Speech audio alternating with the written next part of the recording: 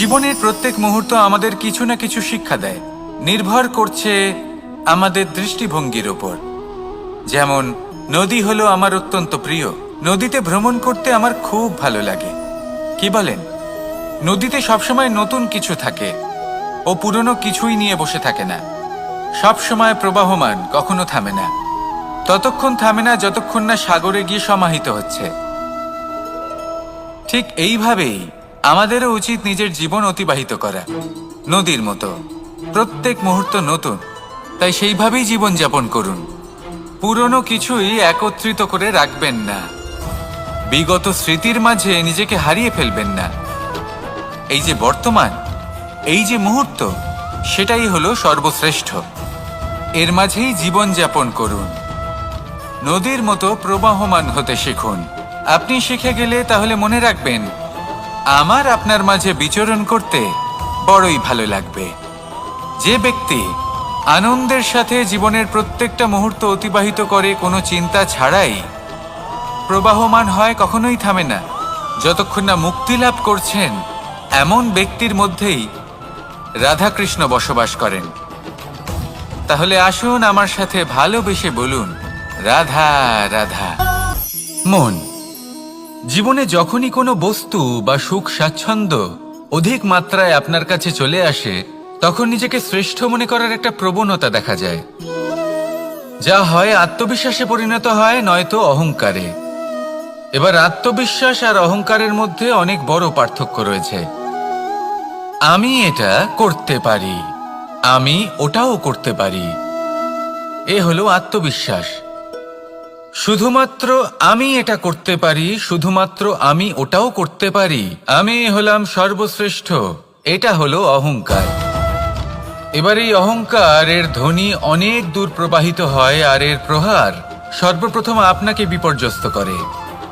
এবার এই অহংকার এর বিপরীত শব্দ হলো বিনয়, অর্থাৎ নিজের ঊর্ধ্বে উঠে অন্যের বিষয় ভাবনা চিন্তা করা, সংসারের বিষয় ভাবা। এই বিনয়ী হবার চেষ্টা করুন, একের থেকে অনেক হওয়ার চেষ্টা করুন এবং একসাথে থাকার চেষ্টা করুন। নিশ্চিত রূপেই আপনি বিকাশের কারণ হবেন। মত্ততা থেকে নিজেকে দূরে রাখুন, অহংকার থেকে নিজেকে দূরে রাখুন। এই মন প্রসন্ন হয়ে বলবে, রাধা রাধা। মধু কারই না পছন্দ বলুন তো? অত্যন্ত সুস্বাদু হয় এই মধু, মিষ্টি খেতে হয় এবং তা শক্তিও প্রদান করে। এবং প্রত্যেকটি মিষ্টি পদার্থের মতোই এতেও খুব তাড়াতাড়ি পিঁপড়ে ধরে যায়। অন্যদিকে যদি নুনকে দেখি, তাহলে বছরের পর বছর রাখলেও এতে পিঁপড়ে ধরে না। এবার যদি কথা বলি বন্ধুত্বের, তাহলে বন্ধুত্ব নুনের মতো হওয়া উচিত, মধুর মতো নয়। যারা সামনে এলে শুধুমাত্র মধুর মধুর কথা বলবে, পরে এতে পিঁপড়ে ধরে যাবে, এটা নুনের মতো হওয়া উচিত। প্রকৃত বন্ধু হলো সে, যে সময় এলে পরে আপনার সামনে আপনার প্রকৃত সত্য তুলে ধরবে, তা সে যতই কঠিন হোক না কেন। আপনার দোষ, আপনার অপগুণ, আপনার খামতি আপনাকে বলতে পারবে, যাতে আপনি সেগুলো শুনে মেনে নিয়ে তারপর নিজেকে শুধরোতে পারেন। এটাই হলো প্রকৃত বন্ধুত্ব। কখনো নিজের জীবনের আশেপাশে মন দিয়ে দেখবেন, অনেক সময় এমন মানুষ থাকেন, অনেক বন্ধু থাকেন, যাদের দেখে আমাদের মনে হয় যে এনারা খুব কঠোর, এনাদের কথা খুব কটু। কিন্তু বেশিরভাগ এমন মানুষের মনটা যদি বুঝতে পারেন, তাহলে দেখবেন তাতে কোনো মালিন্য নেই, এনাদের মন অত্যন্ত পবিত্র হয়। যদি আপনার জীবনেও এমন কোনো ব্যক্তি থেকে থাকে, এমন বন্ধু থাকে, তাহলে তাদের আগলে রাখুন আর আমার সাথে ভালোবেসে বলুন, রাধা রাধা। আপনি অবশ্যই কোনো গাছ দেখে থাকবেন যেখানে অনেক ফল রয়েছে। সেই গাছের ডালগুলি নিজে থেকেই নত হয়ে যায়। কেন? যাতে মানুষ, প্রাণী, এরা সকলে যাতে সেই ফল খুব সহজে গ্রহণ করতে পারেন। এটাই হলো প্রকৃতির শিক্ষা, এটাই হলো প্রকৃতির নিয়ম। মানুষেরও কিছুটা এরকমই হওয়া উচিত। যদি আপনি সাফল্যের চরম সীমায় পৌঁছে যান, অনেক বেশি ধন অর্জন করে ফেলেন, তখন মনে রাখবেন যে আপনি যেন অহংকারী না হয়ে পড়েন। বিনম্র থাকতে হবে, সেই ধনকে ব্যবহার করতে হবে উচিত কাজের জন্য। সেই ধনের দ্বারা সমাজের মঙ্গল করা উচিত। সকল মানুষকে সাহায্য করা উচিত যাদের ধনের অভাব আছে। যদি ধনী হওয়া সত্ত্বেও আপনি ধনের সদ্ব্যবহার এই সমাজের মঙ্গলের জন্য, তার ভালোর জন্য না করেন, যদি আপনি ধন দান না করেন, তাহলে এই ধন অহংকার রূপী বিষে পরিণত হয়ে আপনাকেই নাশ করবে। তাই ফলে ভরা গাছের মতো নত হয়ে থাকুন, বিনম্র হয়ে থাকুন, দান করুন আর আমার সাথে ভালোবেসে বলুন, রাধা রাধা। মুক্তোর এই মালা দেখতে কত সুন্দর হয়, তাই না? যিনি ধারণ করেন তাকেও এটা শীতলতা প্রদান করে, আর যে ব্যক্তি দেখে তার চোখও এই দৃশ্য দেখে শান্তি উপলব্ধি করে। কিন্তু ভাবুন, যদি এমন কিছু হয় যে সুতো দ্বারা এই মুক্তোর মালা তৈরি হয়েছে সেটা কেউ ছিঁড়ে দেয়, তাহলে এই মুক্তোর মালা ছিঁড়ে যাবে আর সমস্ত মুক্তো মাটিতে পড়ে যাবে, ছড়িয়ে পড়বে। তখন কি আমরা এটা ভাববো যে এটা তো মাটিতে পড়ে থাকা বস্তু, এটা আমি তুলব না? ভাববো না, তাই না? আমরা নিচু হয়ে একটা মুক্তো কুড়িয়ে নিই এবং আবার এদের সুতোর মধ্যে প্রবেশ করাই। কেন? কারণ এই মুক্তো হলো বহুমূল্য। এতে কোনো সন্দেহ নেই যে এই মুক্তো হলো বহুমূল্য। কিন্তু এর থেকেও অনেক বেশি বহুমূল্য হলো আমাদের জীবনে আমাদের সম্পর্ক, আমাদের বন্ধু বান্ধব। এই সম্পর্কেও কখনো কখনো বিবাদ হয়, মনোমালিন্য হয়, এগুলোও ছড়িয়ে যায়। আর সেই সময় এই মুক্তোর মতোই নত হয়ে আমাদের এই সম্পর্কগুলিকে হাতে তুলতে হবে, এদের জুড়তে হবে, এদের আগলে রাখতে হবে, কারণ এদের থেকে বহুমূল্য আর কিছুই নেই। আর যদি এই কাজটা আপনি শিখে নিতে পারেন, তাহলে আপনার জীবনের এই সম্পর্ক, এই বন্ধুত্ব সবসময় আপনাকে বল প্রদান করবে, আনন্দ প্রদান করবে, আর এই মন সুপ্রসন্ন হয়ে বলবে, রাধা রাধা। এই সংসারের সব থেকে বড় সত্যি হলো জন্ম এবং মৃত্যু, কিন্তু আরো বড় একটা সত্য আছে, মিত্র এবং শত্রু, যা আমাদের সকলের জীবনে থাকে। মিত্র সে যে আমাদের সঙ্গ দেয় এবং সংসারের সব থেকে উঁচু শিখরে আমাদের নিয়ে যায়, এবং শত্রু সে যে যে কোনো মুহূর্তে যে কোনো শিখর থেকে আমাদের নিচে ফেলে দিতে পারে।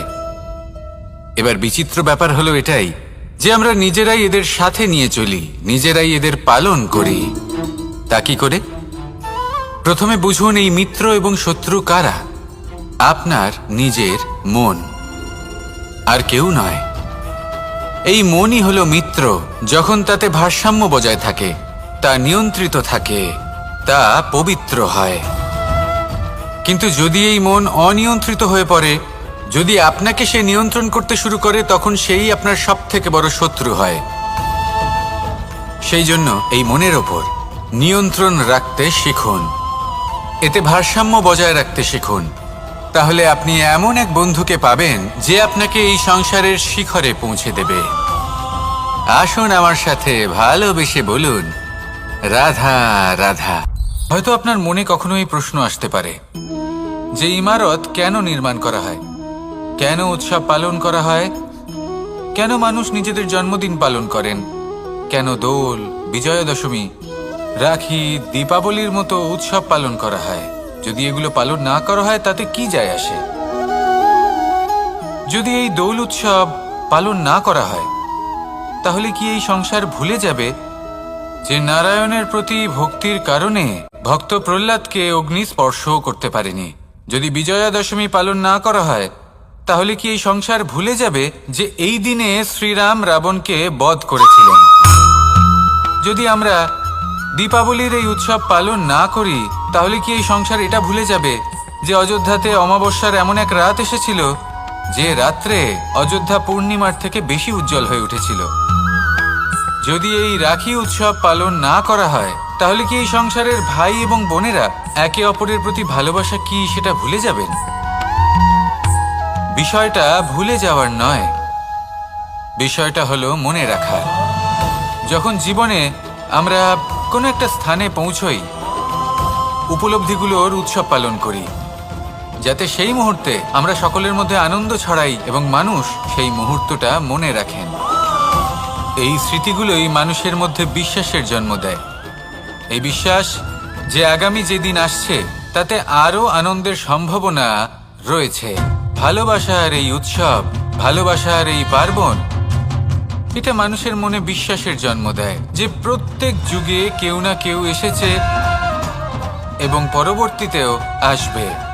তাহলে আসুন আমরা ডুবে যাই আমার লীলার এই প্রেম যাত্রায় এবং ভালোবাসার এমন একটা উৎসব পালন করা যাক যা এই সংসার যুগ যুগ পর্যন্ত মনে রাখবে। তাহলে আসুন আর আমার সাথে ভালোবেসে বলুন, রাধা রাধা।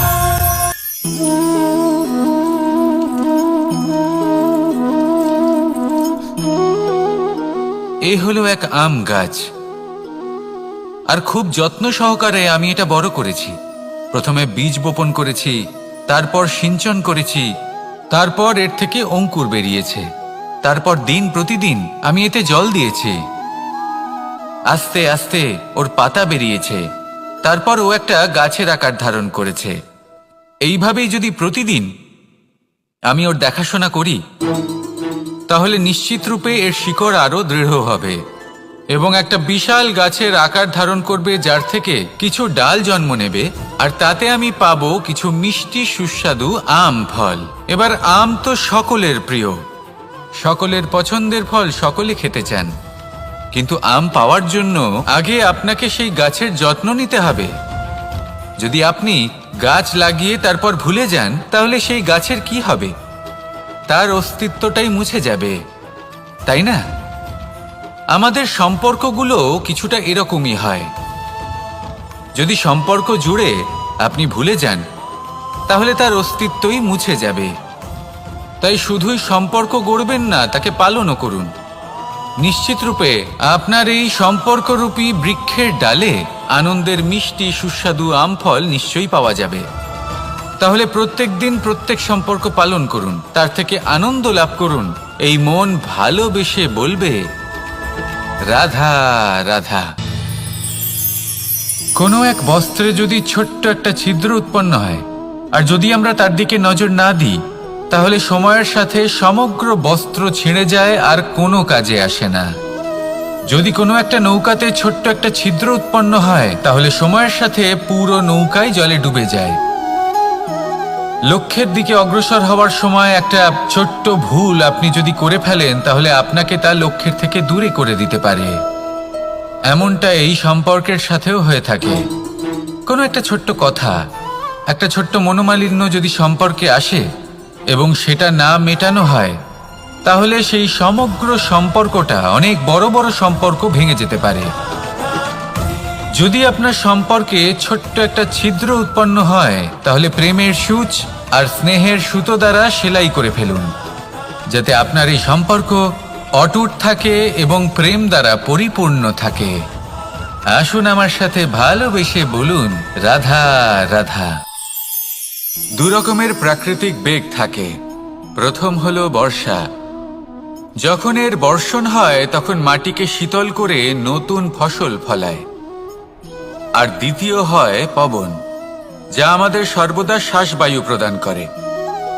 অশান্ত এই মনকে শান্তি প্রদান করে, এই ক্লান্ত শরীরে স্ফূর্তি প্রদান করে। আমাদের জীবনে যত আবেগ আছে তা হয় বর্ষার মতো হওয়া উচিত, নয় হওয়া উচিত পবনের মতো।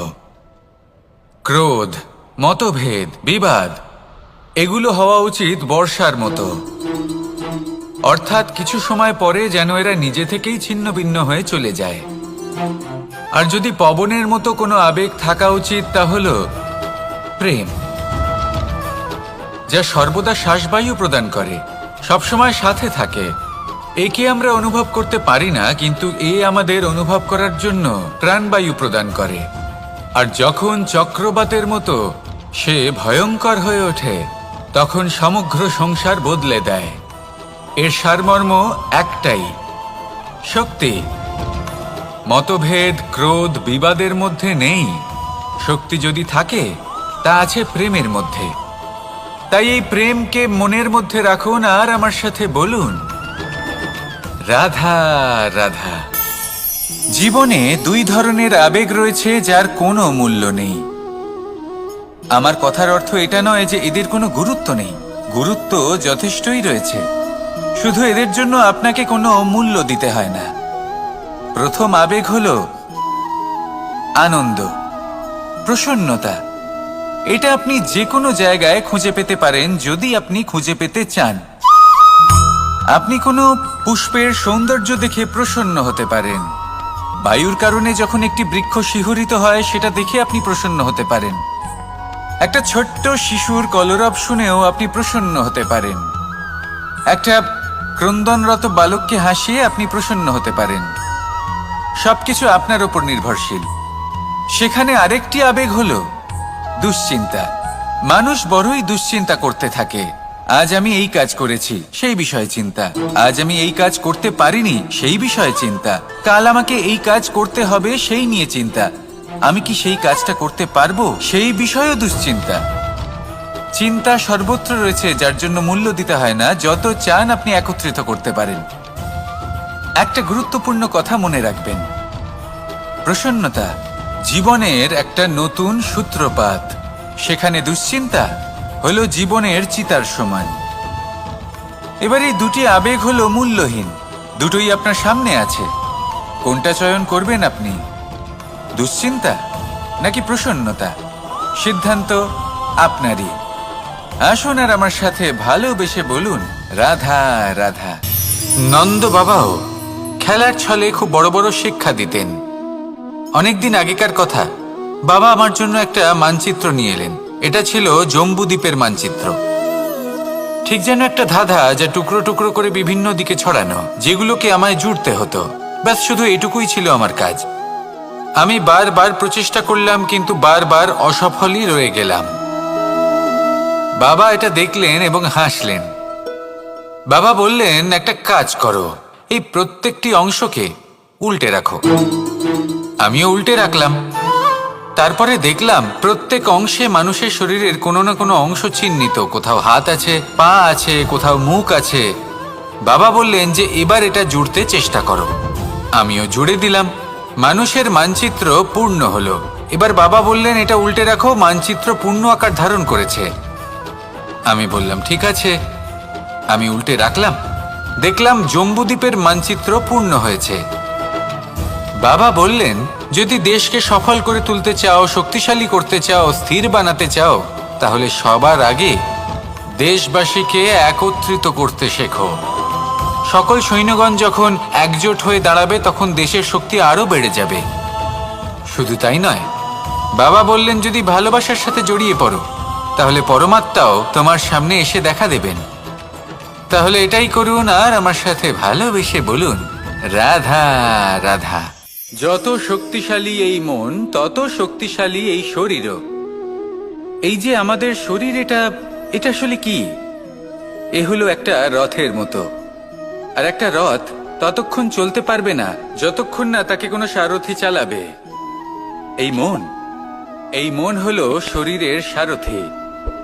এবার ভাবুন, যদি এই সারথি শক্তিহীন হয়, দুর্বল হয়, তাহলে এই রথের কি হবে?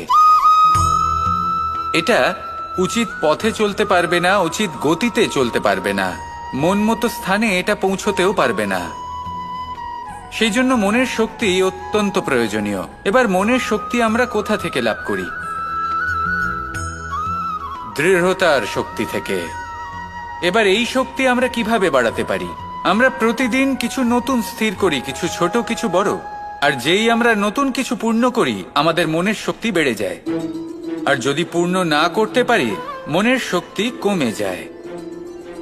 একটা দেওয়ালের মতো ছোট ছোট ছোট ছোট শিলা আমরা একটার পর একটা স্থাপন করে একটা দেওয়াল তৈরি করি।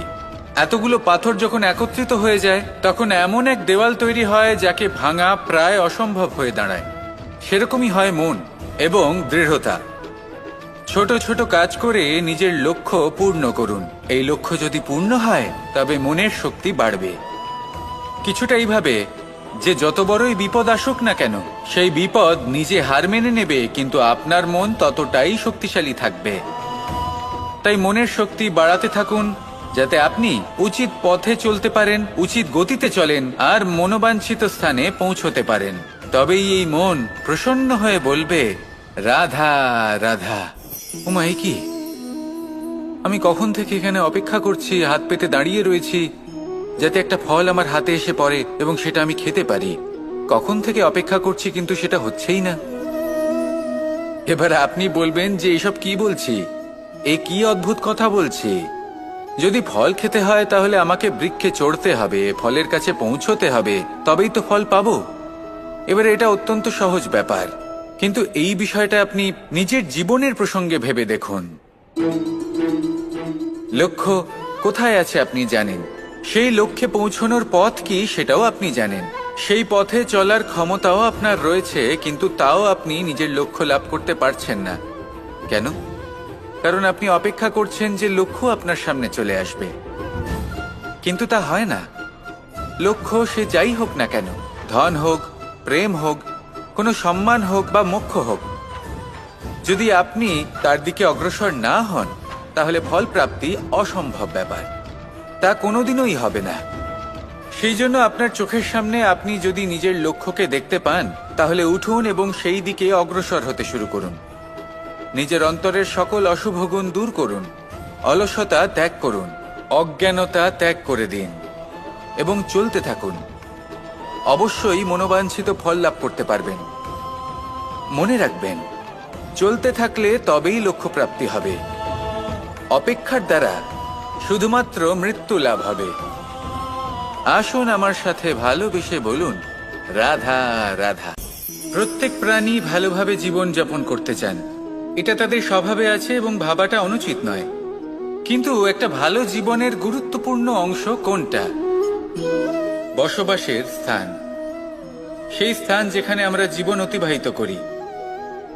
এবার মানুষ ভাবতে পারেন যে একটা ভালো বাসস্থানের অর্থ কি? সেই স্থান যেখানে সহজে জল পাওয়া যায়, যেখানে শুদ্ধ বায়ু পাওয়া যায়, যেখানে আনাজ উৎপন্ন হয়।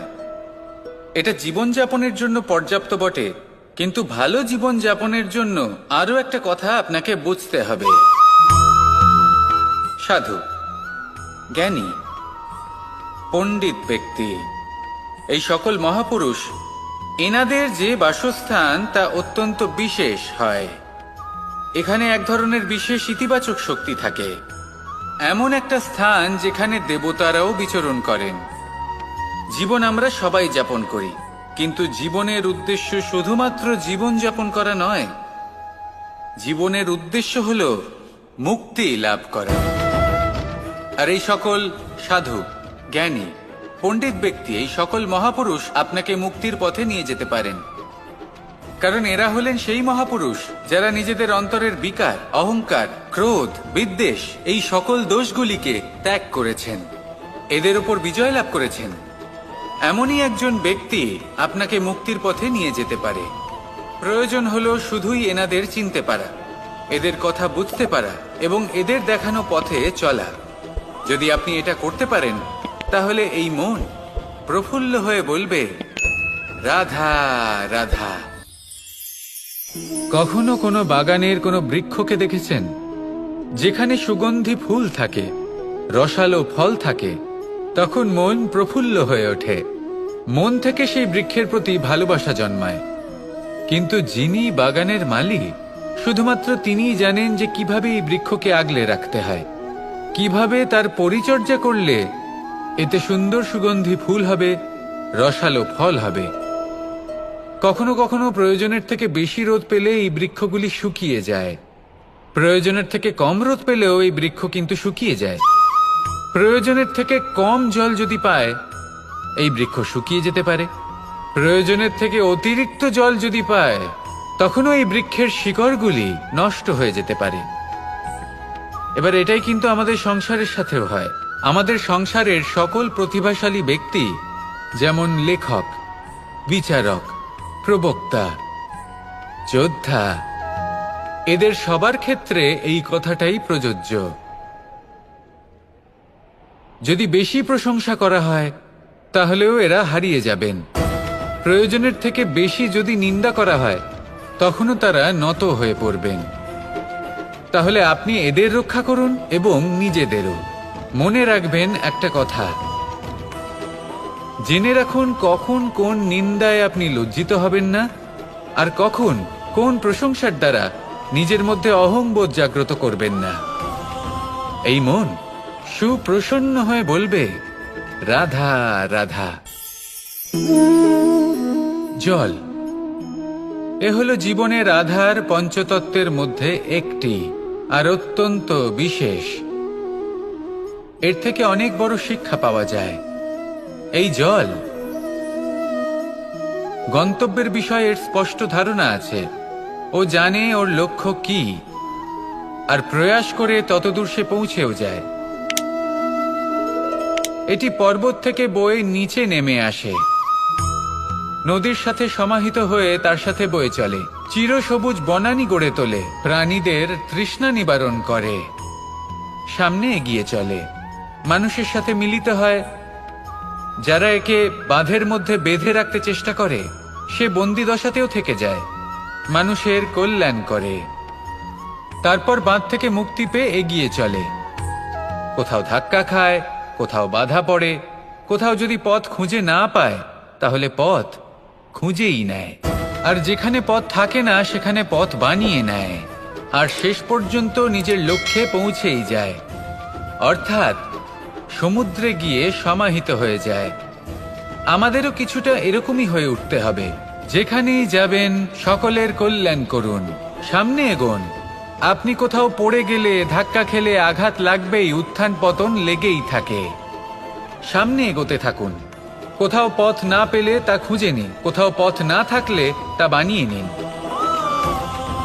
নিজের গন্তব্যের কথা সব সময় মনে রাখুন। শেষ পর্যন্ত নিজের মোক্ষ লাভ আপনি অবশ্যই করবেন। আর আমার সাথে ভালোবেসে বলুন, রাধা রাধা। জীবনের প্রত্যেক মুহূর্ত আমাদের কিছু না কিছু শিক্ষা দেয়, নির্ভর করছে আমাদের দৃষ্টিভঙ্গির উপর। যেমন নদী হলো আমার অত্যন্ত প্রিয়, নদীতে ভ্রমণ করতে আমার খুব ভালো লাগে। কি বলেন? নদীতে সবসময় নতুন কিছু থাকে, ও পুরনো কিছুই নিয়ে বসে থাকে না, সব সময় প্রবাহমান, কখনো থামে না। ততক্ষণ থামে না যতক্ষণ না সাগরে গিয়ে সমাহিত হচ্ছে। ঠিক এইভাবেই আমাদেরও উচিত নিজের জীবন অতিবাহিত করা, নদীর মতো। প্রত্যেক মুহূর্ত নতুন, তাই সেইভাবেই জীবন যাপন করুন। পুরনো কিছুই একত্রিত করে রাখবেন না, বিগত স্মৃতির মাঝে নিজেকে হারিয়ে ফেলবেন না। এই যে বর্তমান, এই যে মুহূর্ত, সেটাই হলো সর্বশ্রেষ্ঠ। এর মাঝেই জীবন যাপন করুন, নদীর মতো প্রবাহমান হতে শিখুন। আপনি শিখে গেলে তাহলে মনে রাখবেন, আমার আপনার মাঝে বিচরণ করতে বড়ই ভালো লাগবে। যে ব্যক্তি আনন্দের সাথে জীবনের প্রত্যেকটা মুহূর্ত অতিবাহিত করে কোনো চিন্তা ছাড়াই, প্রবাহমান হয়, কখনোই থামে না, যতক্ষণ না মুক্তি লাভ করছেন, এমন ব্যক্তির মধ্যেই রাধাকৃষ্ণ বসবাস করেন। তাহলে আসুন আমার সাথে ভালোবেসে বলুন, রাধা রাধা। সূর্যের প্রকাশ অন্ধকারকে দূর করে দেওয়া সেই মহানায়ক। এই সূর্যের প্রকাশ যখন পৃথিবীতে এসে পৌঁছয়, কি হয়? এই পৃথিবী জেগে ওঠে, প্রত্যেক প্রাণী জেগে ওঠে, মানুষ জেগে ওঠেন, নিজের কর্ম করেন, জীবন যাপন করেন। এই ঘুমের মৃতপ্রায় স্থিতি কাটিয়ে উঠে জীবন যাপন করতে শেখেন। এটাই হলো প্রভাব সূর্যের প্রকাশের। এবার এই প্রকাশ যে সূর্যের থেকে পাই, তিনি কি করেন? তিনি নিজেকে জ্বালান আমাদের জীবন প্রদান করার জন্য। প্রত্যেকটা মুহূর্ত তিনি তাপ সহ্য করেন, আমরা যাতে সেই প্রকাশ লাভ করি। এটাই হলো জীবনের সারমর্ম। যদি আপনিও এই সংসারে প্রকাশ ছড়িয়ে দিতে চান, তাহলে আপনাকেও তপ্ত হতে হবে, নিজে জ্বলতে হবে, সেই কর্ম করতে হবে যেটা কঠিন হতে পারে কিন্তু আসলে শ্রেষ্ঠ। তবেই এই সংসারের সেবা করতে পারবেন, সংসারকে পথ দেখাতে পারবেন। নিজের অন্তরের প্রকাশ জাগ্রত করুন, তবেই সেই সকল ব্যক্তি যারা পাপের অন্ধকারে নিমজ্জিত হয়ে আছেন, তারা জাগ্রত হবেন। সেই সকল ব্যক্তিকে জাগিয়ে তুলুন, প্রেরিত করে তুলুন সুখী হওয়ার জন্য, যারা সুখী হতে পারছেন না। সেই সকলকে প্রেরিত করুন সাফল্য লাভের, যারা সফল হতে পারছেন না। নিজের অন্তরের সূর্যকে জাগ্রত করুন, চারিদিকে শুধু প্রকাশই প্রকাশ হবে, জীবনই জীবন থাকবে, আনন্দই আনন্দ থাকবে, আর এই মন বারবার প্রসন্ন চিত্তে বলে উঠবে, রাধা রাধা। আজ আমরা দুই ধরনের ব্যক্তির বিষয়ে কথা বলবো। প্রথম জন হলেন যে প্রয়োজনের থেকে অনেক বেশি পরিমাণ ধন উপার্জন করে থাকেন। তার কাছে ততটা ধন থাকে যতটা তার প্রয়োজনও নেই, তারপরেও আরো ধন উপার্জন করতে চেষ্টা করতে থাকেন। সকল সম্ভব চেষ্টা করেন, সকল সম্ভব কর্ম করেন, তা সে উচিত কর্ম হোক বা অনুচিত, তাতে তাদের কিছুই যায় আসে না। তারা শুধুই এই সংসারের সকল সুখ ভোগ করতে চান, সকল স্বাচ্ছন্দ্য লাভ করতে চান। আজীবন তারা প্রচেষ্টাই করতে থাকেন। এবার এই করতে গিয়ে তারা ভারাক্রান্ত হয়ে সমস্যার সম্মুখীন হন। এনাদের সমগ্র জীবন এই চেষ্টাতেই চলে যায়, জীবন যাপন করার বদলে। অন্যদিকে আরেকজন ব্যক্তি, যিনি জানেন তার প্রয়োজন কতটুকু, আর শুধুমাত্র সেই পরিমাণ ধন অর্জন করেন, তার থেকে বেশি একটুও নয়। উনি যদি দুবেলা খেতে পান, মাথা গোজার ঠাঁই পেয়ে যান, সেটাই পর্যাপ্ত। তাতেই তিনি আনন্দে জীবন যাপন করেন, না কোনো বৃথা চিন্তা করেন, না কোনো বৃথা কষ্ট করেন। এবার আমি আপনাদের জিজ্ঞেস করব, এই দুই ব্যক্তির মধ্যে আপনি কোন ব্যক্তি হতে চাইবেন? বেশিরভাগ মানুষ এটাই বলবেন যে আমরা সেই দ্বিতীয় মানুষ হতে চাই যারা সন্তুষ্ট। কিন্তু যদি মন দিয়ে দেখেন, আপনিও সেই কর্মই করছেন যা প্রথম ব্যক্তি করেন। আপনারা সবসময় চেষ্টা করে চলেছেন, এটাও লাভ করতে হবে, ওটাও লাভ করতে হবে, আমার এটারও প্রয়োজন, ওটারও প্রয়োজন। আপনি অনেক কিছু লাভ করেছেন, কিন্তু প্রশ্ন এটাই যে আপনার কি সেই সবকিছুর প্রয়োজন রয়েছে? এর উত্তর আপনার অন্তর মনে রয়েছে। আপনার মন জানে যে আপনার প্রয়োজন কতটুকু। সেখানে গিয়ে দেখুন। সন্তুষ্টি মানুষকে আনন্দ দেয়। মানুষ যতটা সন্তুষ্ট হবে, ততটাই সে আনন্দ লাভ করবে। এবার আপনাকে এই সিদ্ধান্ত নিতে হবে যে আপনি কখন আর কোথায় সন্তুষ্টি লাভ করবেন, কত কিছু লাভ করার পরে সন্তুষ্ট হবেন। এই উত্তর আপনি মন থেকে পাবেন। এই সমাজের চাহিদায় জড়িয়ে নিজেকে বিভ্রান্ত করবেন না। নিজের অন্তরের এই মিথ্যে অহংবোধকে প্রশ্রয় দিতে গিয়ে যদি আপনি এরকম প্রয়াস করতে থাকেন, তাহলে জীবনযাপন কখন করবেন? থেমে যান, শান্ত হয়ে যান, নিজের অন্তর মনে নিমজ্জিত হয়ে দেখুন যে সন্তুষ্টি কোথায়। এই সন্তুষ্টি লাভ করুন। এই মন প্রসন্ন হয়ে বলবে, রাধা রাধা। ক্ষমা একটা অত্যন্ত সুন্দর শব্দ, আমার খুব প্রিয় শব্দ, কিন্তু এই ক্ষমা কখন আর কিভাবে প্রয়োগ করতে হবে সেটা বোঝা প্রয়োজনীয়। এক, যদি আপনি কোনো অন্যায় করেন আর ক্ষমা না চান, ক্ষমা প্রার্থনা না করেন, ক্ষমা চাওয়া থেকে এড়িয়ে যান, তাহলে তাতে আপনারই ক্ষতি হবে। কিভাবে? ক্ষমা না চাইলে মনের মধ্যে অহংকার জাগ্রত হয়, আর অহংকার তো প্রকৃত অর্থে আমাদের ক্ষতিই করে। দুই, কেউ যদি অপরাধ করেন, আপনার থেকে ক্ষমা না চান, তাহলে তাকে ক্ষমা করবেন না। ক্ষমা হলো অত্যন্ত অমূল্য, আর না চাইতেই কাউকে ক্ষমা দান করা এটা উচিত নয়। তিন, যদি কেউ আপনার সাথে অনুচিত কিছু করেন, অপরাধ করেন, আর আপনার থেকে ক্ষমা চান, তাহলে তাকে ক্ষমা করে দিন। তাতে আপনার অন্তরের করুণাবোধ জাগ্রত হবে, প্রেম জাগ্রত হবে, আর তা আপনার জন্য শুভ হবে। চার, যদি আপনি নিজে কোনো অপরাধ করেন, তাহলে অবশ্যই ক্ষমা চাইবেন। তাতে আপনারই লাভ হবে। কিভাবে? সামনের ব্যক্তি আপনাকে ক্ষমা করুক বা না করুক, আপনার অন্তরের অহংকার ক্ষীণ হবে, আর এই মন আরো নির্মল হয়ে উঠবে। এই ক্ষমা অত্যন্ত অমূল্য, ভেবেচিন্তে একে ব্যবহার করুন, আর আমার সাথে ভালোবেসে বলুন, রাধা রাধা।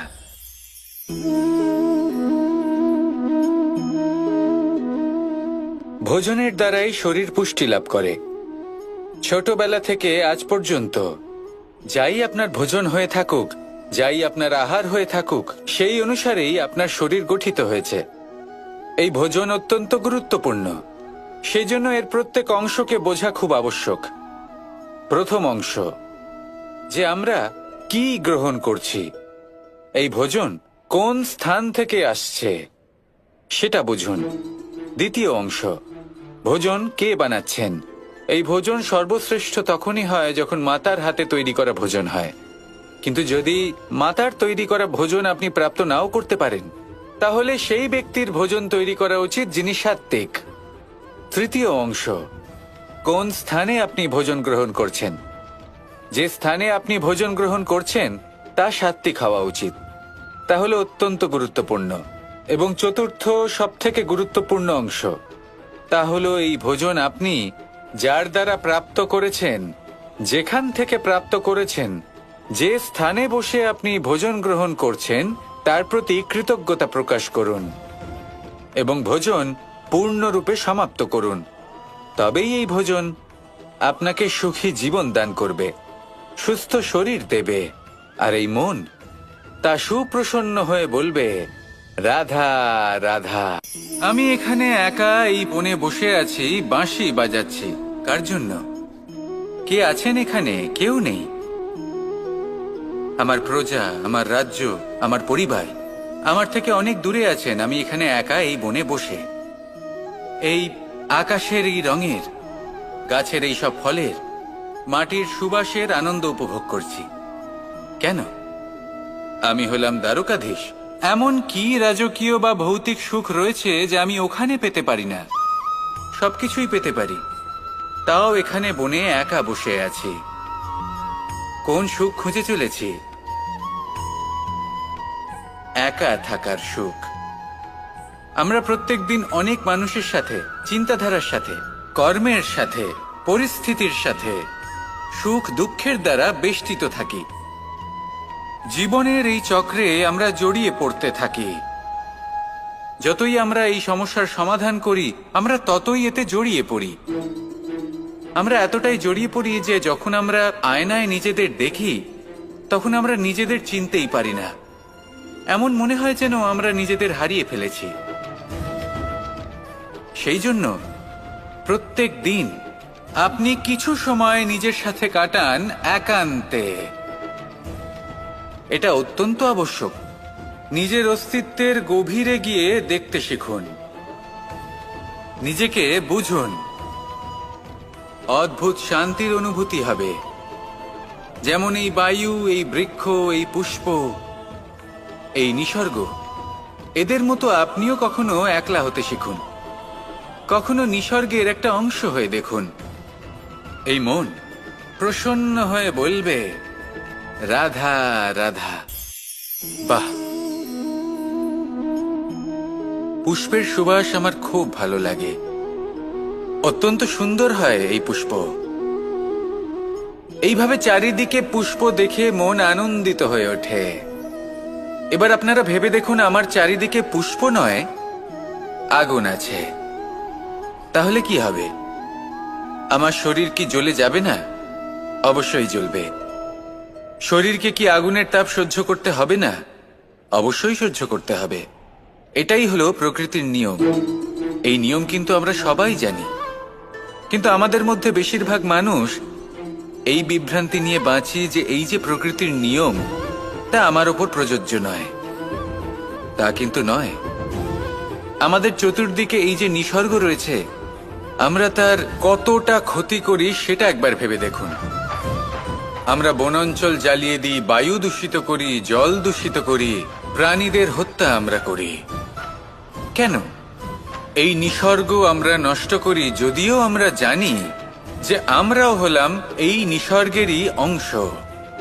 এবার দেখুন, শরীরের কোনো অংশে যদি আগুন ধরান, আস্তে আস্তে সমস্ত শরীরও জ্বলে যাবে। সেইভাবেই নিসর্গ যদি নষ্ট হয়ে যায়, তাহলে মনুষ্য জাতিও নষ্ট হয়ে যাবে।